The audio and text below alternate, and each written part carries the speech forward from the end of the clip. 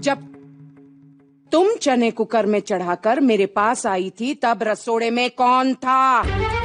वहां कौन था? मैं थी, तुम थी, मैं थी, तुम थी, कौन था?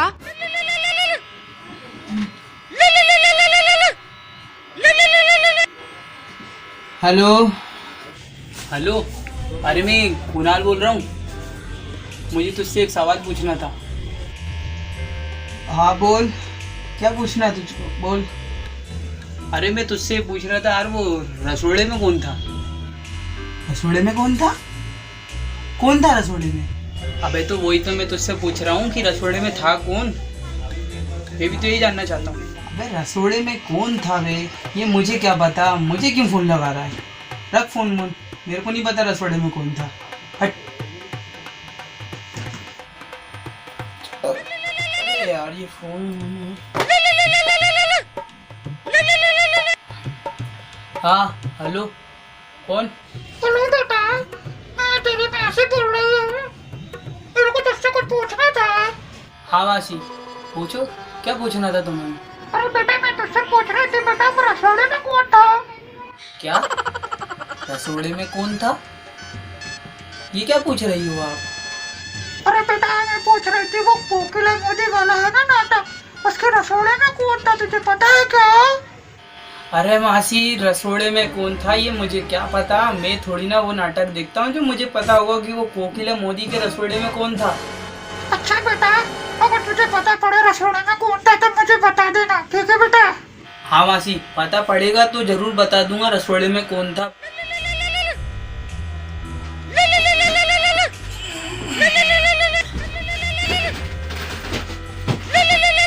ये किसका फोन आ गया यार?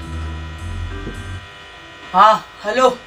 नमस्कार, मैं अमिताभ बच्चन बोल रहा हूँ। कौन बनेगा करोड़पति से? हाँ हाँ, अरे बच्चन सर मैं आपका बहुत बड़ा फैन हूँ सर। मैं तो धन्य हो गया सर आपका फोन आकर। मुझे बहुत खुशी हुई जो आपने मुझे फोन किया। बधाई हो, आप जीत चुके हैं घर बैठो लखपति कॉन्टेस्ट। और अगर आप सिर्फ एक सवाल का जवाब सही देंगे तो आप जीत सकते हैं 1 लाख रुपए। तो क्या आप तैयार हैं? हाँ मैं तैयार हूँ सर। सर आप पूछिए सर। तो आपका प्रश्न है ये, रसोड़े में कौन था? रसोड़े में मेरा बाप था। क्या? रसोड़े में मेरा बाप था और वो सब्जी बना रहा था। रख! जब तुम चने कुकर में चढ़ाकर मेरे पास आई थी तब रसोड़े में कौन था?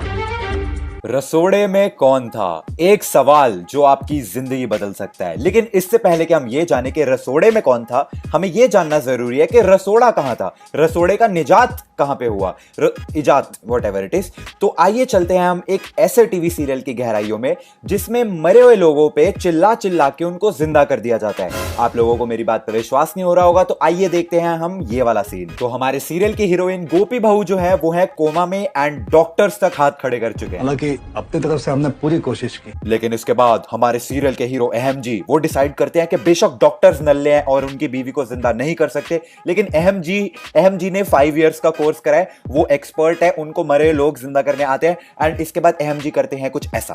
गोपी, ये क्या हो रहा है? तारे जमीन पर। ये क्या हो रहा है गाइस, ये क्या हो रहा है? आईसीयू में वेंटिलेटर पे मुंह पे ऑक्सीजन मास्क लगा के हाथों में सुइयां डाल के मरी पड़ी है, उससे पूछ रहे ये क्या हो रहा है? भाई वो ना चिल कर रही है, उसको हॉलीडे मनाने का मन कर रहा था तो यहाँ बस ऐसे ही हॉस्पिटल में आके लेट गई है और वो कपड़े तो बस फैशन शो के लिए पहन रखे उसने। यार ये क्या हो रहा है? कुछ भी। तुम कब तक सोती रहोगी, वो भी मेरी बिना इजाजत के?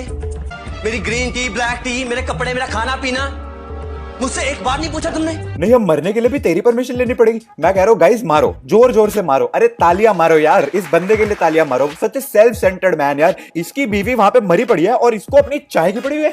गोपी, मैं तुमसे आखिरी बार कह रहा हूं, अगर तुम मेरी बात नहीं सुनोगी ना तो तुम देखना, मुझसे बुरा कोई नहीं होगा। बंद करो अपना ही तमाशा और उठो।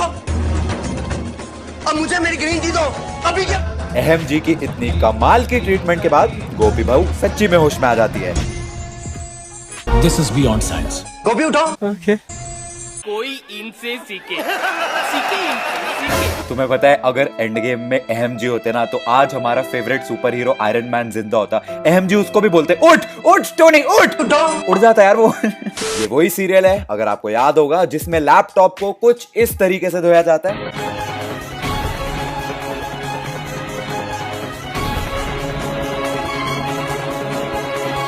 यार इन लोगों ने गोपी बहू को इस शो में अनपढ़ दिखाया था। मैं कह रहा हूं कोई कितना भी अनपढ़ हो, कितना भी इलिटरेट क्यों ना हो, यार इंसान को इतना जरूर पता होता है कि इलेक्ट्रॉनिक्स को पानी से दूर रखते हैं। अरे कुत्ते बिल्ली तक को पता होता है यार। ये लैपटॉप को ऐसा कपड़ों की तरह सूखने के लिए टांग रखा है। हे भगवान, मतलब शो बनाना है तो हम कुछ भी दिखाएंगे क्योंकि ऑडियंस तो बेवकूफ है, हम तो गधे हैं।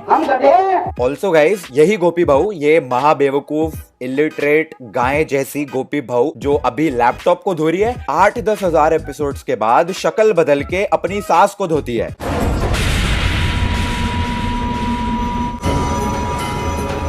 गोपी बहू, गोपी बहू ओपी, गोपी बहू OP in the chat guys. ये गोपी बहू और मार, एक और मेरी तरफ से भी। और अब थप्पड़ों की बात हो रही है तो इस शो में कोई भी कभी भी कहीं भी किसी भी वक्त किसी को भी थप्पड़ मार देता। मतलब यहाँ पे थप्पड़ों का आदान प्रदान is very common.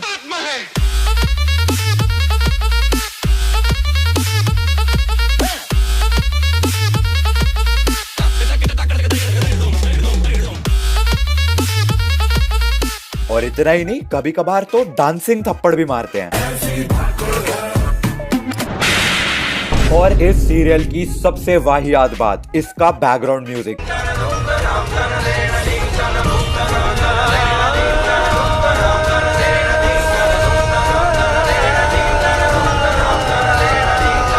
And now guys, it's time to find out कि रसोड़े में कौन था। और रसोड़े में था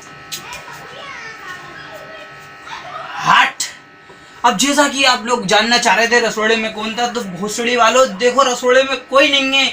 रसोड़े में मेरा बाप था, रसोड़े में खाना बना के वो गायब हो गया। ये देखो रोटी रखी है यहाँ पर अभी भी। अब कोई नहीं है रसोड़े में, तो मैं क्या करूँ। अब मुझे कोई फोन नहीं लगाएगा कि रसोड़े में कौन था। रसोड़े में मेरा बाप था और बाप ने रोटी बनाई, रोटी खाई और चला गया। सब्जी रखी है, खाओगे क्या? तो थोड़े में आपको पता चल गया ना कौन था। अगर आपको हमारी ये वीडियो अच्छी लगी हो तो इसको लाइक करें, इसको शेयर करें, इसको कमेंट करें, इसको शेयर करें, इसको जो करना है वो करें। पर लाइक करने के बाद चैनल को सब्सक्राइब करना ना भूलें, क्योंकि मेरे चैनल को सब्सक्राइब कोई करता ही नहीं।